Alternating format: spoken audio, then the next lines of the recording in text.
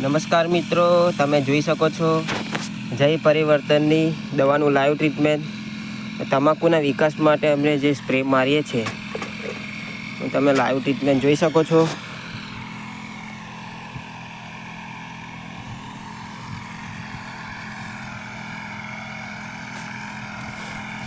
મિત્રો, તમાકુની અંદર ચાચડી ના આવે, કોકડવાટ ના આવે, પ્લસ કે તમાકુનું જે પાન છે તે ફાડવામાં મદદરૂપ થાય છે.